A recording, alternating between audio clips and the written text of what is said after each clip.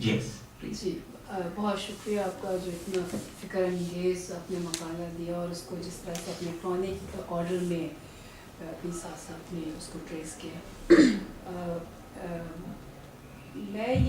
میرا یہ سوال ہے، میں تو بہت ناچیز ہوں، مجھے زیادہ اتنا ہی اقبال کے بارے میں پتہ ہے جتنا میں نے اسکول کالج کے زمانے میں اپنی تقریروں کو اور اپنے مضامین کو جو میں اس وقت لکھتی تھی اقبال کے اشعار سے سجایا اور جتنا ہم نے اپنے پروفیسر سے سنا.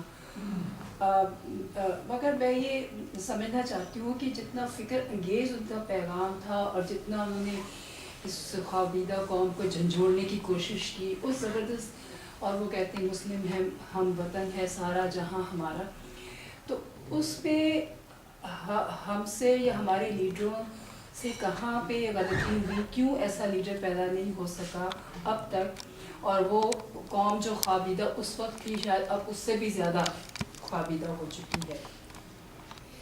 تو یہ کب تک، مطلب مسلمان تو مطلب آپ 1912-13 کی بات کر رہے تھے کہ پٹ رہے تھے، اس کے بعد کتنی دفعہ پیٹے، سارے ملک ساری دنیا میں اس وقت پٹ رہے ہیں، اور اس وقت کہتے ہیں کہ ان کی بہت حالت خراب ہے. آئی ڈونٹ نو کہ اب اس کے بعد کیا ہوگا مزید.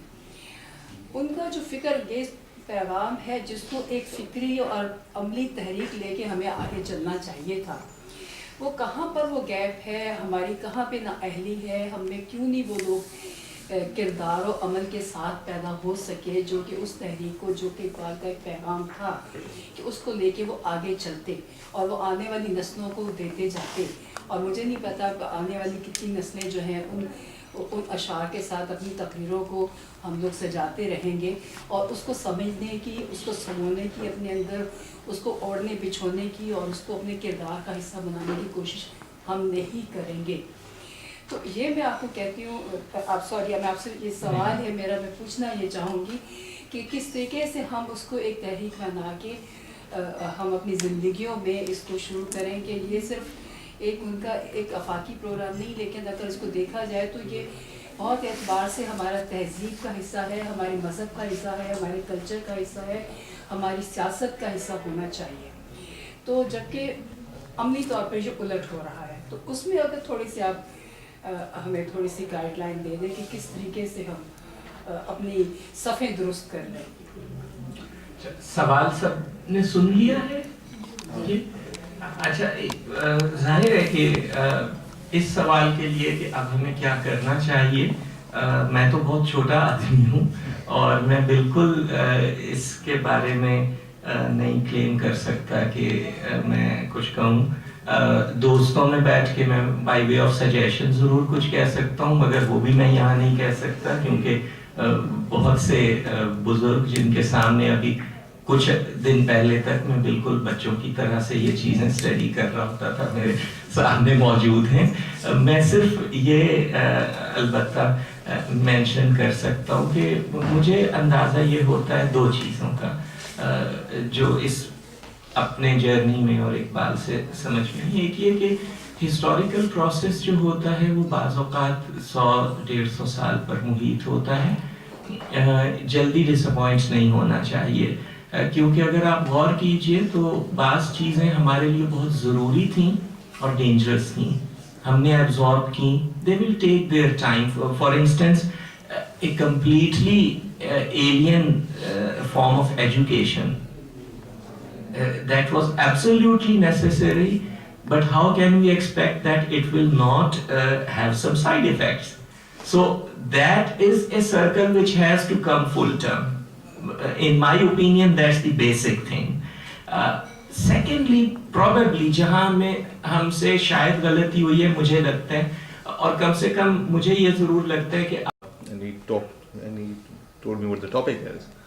So ہمیں کچھ یہ لگا کہ Iqbal is moving in his journey from, Iqbal started from somewhere in 1904, and 1924 he made the point that that's exactly where he is still today, or which is in 1924. So the only journey or the only non-jumud چیز جو اس میں ہے وہ physical سے ایک spiritual کی طرف کی ایک جرنی ہے، اور فار ایگزامپل مذہب کے ریچولز سے موو کر کے اور یقین کی طرف زیادہ جرنی ہے. تو these 2 points. اچھا ایک امپورٹنٹ پوائنٹ اس میں یہ ہے کہ Iqbal is not moving alone, the whole society is moving along. In 1904 when Iqbal is saying سارے جہاں سے اچھا, every Muslim is saying that and every Hindu is also saying that, everyone is saying that. In 1923 when Iqbal says Tulu Islam, so then again his entire community at least is with him. So on, تو وہ journey اس کو میں ذرا سا ڈرتا ہوں اس کو identify کرنے یا لیبل کرنے سے کہ is this a nationalist point of view and is this a pan-Islamic, because every term has its own connotations and luggage, and but whatever that journey is from point A to point B to point X, Y, Z, and whatever those points are, one thing we observe is that Iqbal is always in consonance with his nation. Everyone is moving together. That's something جو ایک ذرا سی سامنے آئی ہے. اور آپ کا سوال اس میں ایک اور سوال تھا جی دوسرا یہ تھا کہ the journey is it static. جی دو ماڈلز ہو سکتے ہیں نا ان چیزوں کو دیکھنے کے کہ فزیکل سے اسپریچول, یا ایک یہ ہے کہ ایک چیز ایک لینئر ماڈل ہے کہ یہ کونا جو ہے یہ فزیکل ہے, یہ اسپریچول ہے, اب میں یہاں سے چلا ہوں تو یہاں پہنچ گیا ہوں تو اس سے اتنا دور ہو گیا ہوں. اچھا دوسرا ایک کانسنٹرک سرکلز کا انداز ہے کہ دیر از اے فزیکل ریالٹی, لیکن اس کے میں جتنا اندر جاؤں گا تو اس کی ایک اسپریچول ریالٹی ہوگی. پھر after a while that spiritual reality when I adjust to it will become something of a physical for me because I would have adjusted to it. So then I'll go deeper and I'll find another spirit within the spirit. یہ model یہاں پہ مجھے زیادہ apply ہوتا نظر آتا ہے. So it's a journey towards the inner reality of things in my opinion. اور یہ مسلم تھنکنگ جو ہے خاص طور پہ یہ جو پوئٹس والی لائن ہے, یعنی ایک تو تھنکرز وہ ابو نصر اور فارابی اور سینا ہیں, اور پھر ایک تھنکرز اس قسم کے بھی تو ہے نا جس میں ہم رومی کو رکھتے ہیں اور نظامی کو اور عطار کو. تو ان میں تو یہی ہوتا ہے کہ اگلا تھنکر جو آتا ہے وہ پچھلے کو ڈسکارڈ نہیں کرتا ہے, بلکہ وہ یہ دعویٰ کرتا ہے کہ میں اب اس کی ایک انر ڈیپتھ نکال کر آپ کو دے رہا ہوں, اور وہ تو اتنا بڑا آدمی تھا کہ دیکھو مجھ جیسا شخص جو ہے وہ ایک پورا سسٹم ڈیولپ کر سکتا ہے, اس سے تو ظاہر ہے کہ ہزاروں اور لوگ کر سکتے ہیں, تو میرا اس کا کمپیریزن کیا ہے. مثلاً اقبال اسرار خودی کے شروع میں کہتے ہیں کہ رومی ایک سمندر ہے, میں اس کی ایک موج ہوں جو موتی بن جائے گی. So that does that answer to an extent? جی I got that clear. آپ کے جو لیکچر تھا اس میں the clear feeling I got was that Iqbal remained true to his ideas, whether be it 1904 or 1924. And you see a lot of consistency in that. So I see that rather than a journey, a shift in his ideas from one to another. And that journey, that to the spiritual is actually a lot about maturity, personal maturity as well. Yes.